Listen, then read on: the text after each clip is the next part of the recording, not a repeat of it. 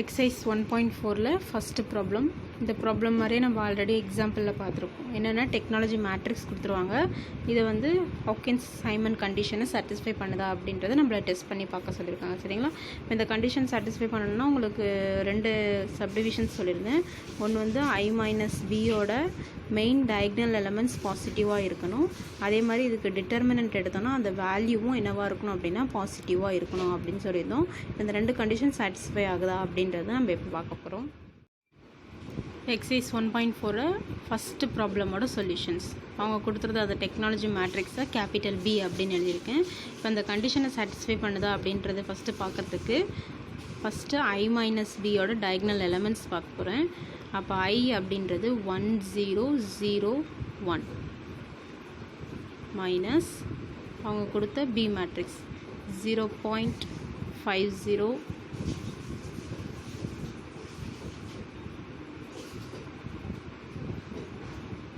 இந்த 2 மேட்ரிக்ஸையும் சப்ராக்ட் பண்ண போகிறோம். இந்த ஸ்டெப் உங்களுக்கு புரியணுன்றதுக்காக தான் எழுதுகிறேன். ஃபஸ்ட்டு 1 மைனஸ் 0.50 உங்களுக்கு டைரெக்டாக தெரியும் அப்படின்னாலும் நீங்கள் அடுத்த ஸ்டெப்ஸ் போயிடலாம்.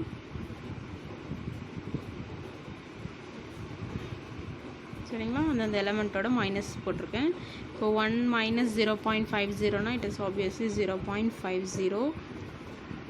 0 மைனஸ் 0.30 மைனஸ் 0.30 வரும். இந்த 0 கால்குலேட் பண்ண மாட்டோம். Similarly 0.41 1 minus 0.33 value 0.67. இப்போ பார்த்தீங்கன்னா I-Bயோட மேட்ரிக்ஸ் கண்டுபிடிச்சிட்டேன். இப்போ இந்த மேட்ரிக்ஸில் என்ன பண்ணணும், இந்த டயக்னல் எலமெண்ட் செக் பண்ண போகிறோம். இந்த டயக்னல் எலமெண்ட்ஸ் ரெண்டுமே வந்து பாசிட்டிவாக இருக்கா அப்படின்னு பார்க்குறோம். ரெண்டுமே என்னவாக தான் இருக்குது, பாசிட்டிவாக தான் இருக்குது. அப்போ கண்டிஷன் நம்பர் 1 வந்து சாட்டிஸ்ஃபை பண்ணிடுச்சு. செகண்ட் கண்டிஷன் நம்பர் வந்து என்னென்னு பார்த்தீங்கன்னா டிட்டர்மினன்ட் ஆஃப் I-B. அப்போ என்ன பண்ணணும், நமக்கு கிடைச்ச மேட்ரிக்ஸ் தான் I-B. அந்த மேட்ரிக்ஸ்க்கு நம்ம என்ன பண்ண போகிறோம், டிட்டர்மினன்ட் சிம்பிள் போட போகிறோம். இந்த சிம்பிள் மாற்றி போட்டுறக்கூடாது. ப்ராக்கெட்லாம் போட்டிங்கன்னா அது தப்பாயிடும். டிட்டர்மினன்ட் சிம்பிள் தான் போடணும். 0.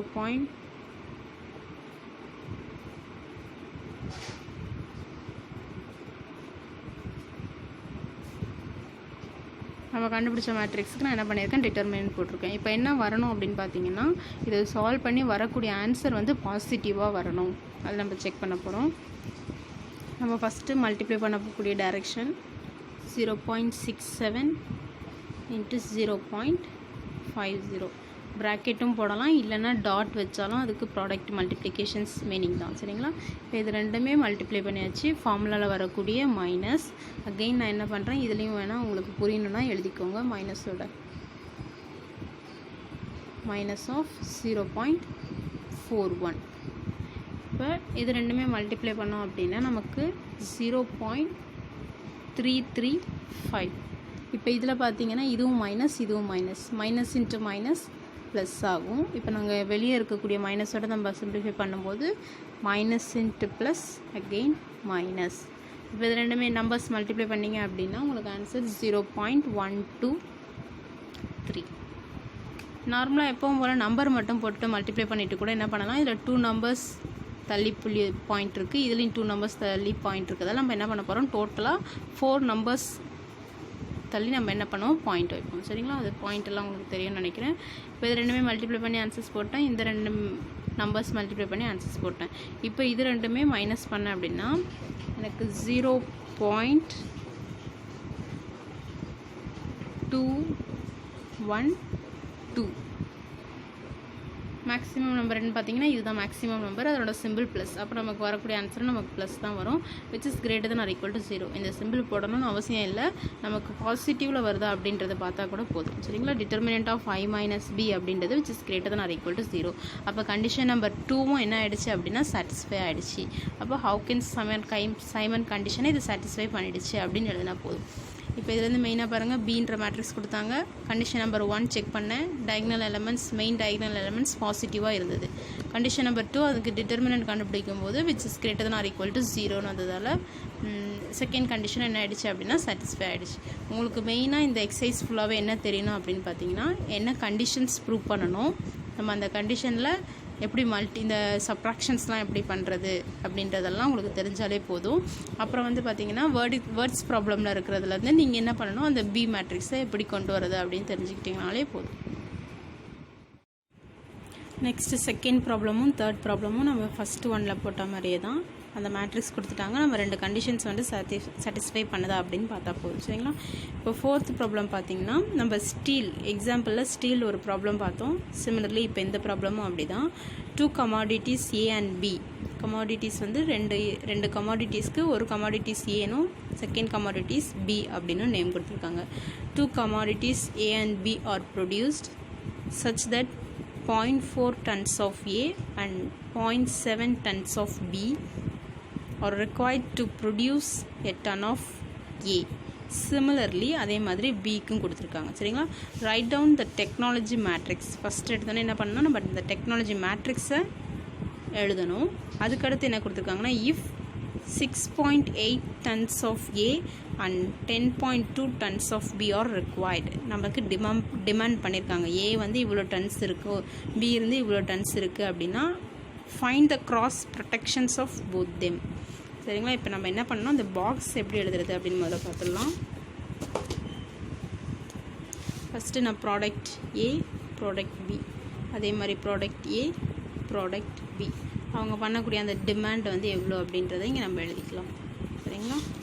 இப்போ பாருங்கள், சொல்யூஷனில் பார்த்தீங்கன்னா ப்ராடக்ட் A, ப்ராடக்ட் B, தென் அவங்க எவ்வளோ டிமாண்ட் பண்ணுறாங்க, நமக்கு அவுட்புட்ஸ் எவ்வளோ வருது அப்படின்றத எழுதுனா தான் நமக்கு அந்த டெக்னாலஜி மேட்ரிக்ஸ் கண்டுபிடிக்கிறது கொஞ்சம் ஈஸியாக இருக்கும். சரிங்களா? இப்போ கொஸ்டினில் பாருங்கள், 2 commodities A and B are produced such that 0.4 tons of A, 0.7 tons of B are required to produce a tons of A. இப்போ இந்த A அப்படின்ற கமாடிட்டிஸில் இருக்கக்கூடிய A வந்து எவ்வளோ டிமாண்ட் ஆகுது அப்படின்னு பார்த்தீங்கன்னா 0.4. அப்போ 0.4. அதே ஏல ப்ரொடியூஸ் பண்ணக்கூடிய B ப்ராடக்ட்ஸ், B கமாடிட்டிஸோட டன்ஸ் எவ்வளோ அப்படின்னு பார்த்தீங்கன்னா 0.7. இப்போ இங்கே 0.7. இப்போ நம்ம Bக்கு பார்க்க போகிறோம். Similarly, 0.1 tons of A, 0.7 tons of B are needed to produce a tons of B. Bல ப்ரொடியூஸ் பண்ணக்கூடிய tons of A and tons of B.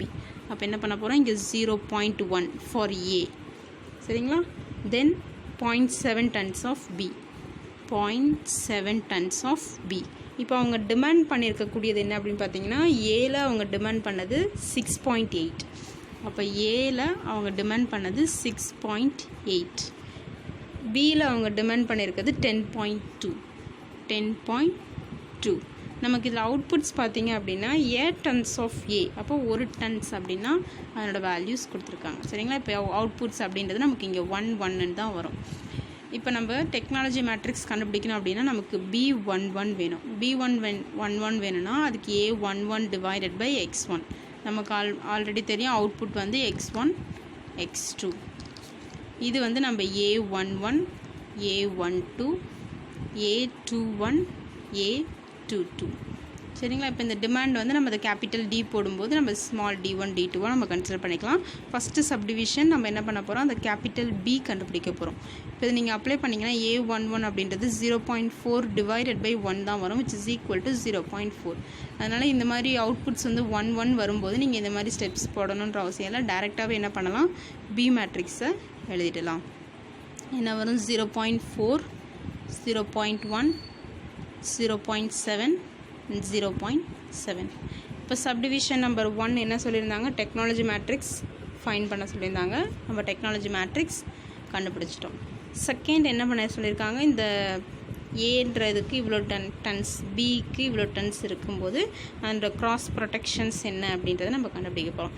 அப்போ நமக்கு டி அப்படிங்கிறது இங்கே என்ன கொடுத்துருக்காங்க, 6.8, தென் 10.2. நீங்கள் இதுக்கு மேலே என்ன பண்ணலாம், அந்த capital X is equal to I minus B the whole inverse into D. இப்போ என்ன பண்ணணும், ஃபஸ்ட்டு I minus B கண்டுபிடிப்பீங்க, அதனோட டிட்டர்மினன்ட் கண்டுபிடிப்பீங்க.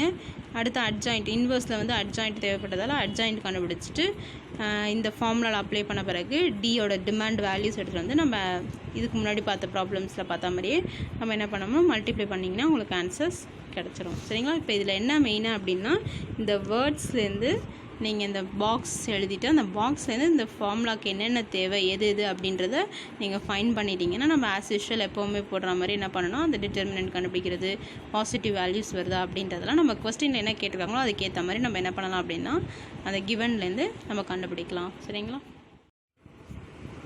நெக்ஸ்ட்டு 5th ப்ராப்ளம் பார்த்தீங்கன்னா அவங்க டைரெக்டாக அவங்களே பாக்ஸ் கொடுத்துட்டாங்க. இப்போ என்ன ஃபைன் பண்ண சொல்லியிருக்காங்கன்னு பார்த்துட்டு நம்ம அதுக்கேற்ற மாதிரி அந்த கிவன்லேருந்து எடுத்துக்கலாம். Suppose the industry follow of the product of two industries are given as under protections, consumptions, demand and output. இப்போ என்ன பண்ணுவோம், நம்ம அவுட்புட்ன்றது தான் x1 and x2 அப்படின்னு எடுத்துப்போம். டிமாண்ட் தான் ஸ்மால் d1 d2. சரிங்களா? இது வந்து என்ன பண்ணுவோம், a11 a12 a21 a22 இது வந்து அவங்க கொடுத்துருக்கக்கூடிய கிவன். இப்போ நம்ம என்ன கண்டுபிடிக்கணும் அப்படின்றத பார்க்கலாம். டிட்டர்மைன் த டெக்னாலஜி மேட்ரிக்ஸ், நம்ம கேபிட்டல் பி மேட்ரிக்ஸ் இருக்குல்ல அது ஃபஸ்ட்டு நம்ம கண்டுபிடிக்கணும்.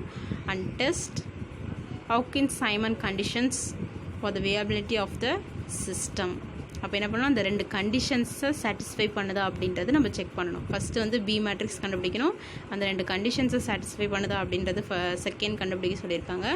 அடுத்தது என்ன அப்படின்னு பார்த்தீங்கன்னா, if the domestic demand changes to 80 and 40 units respectively.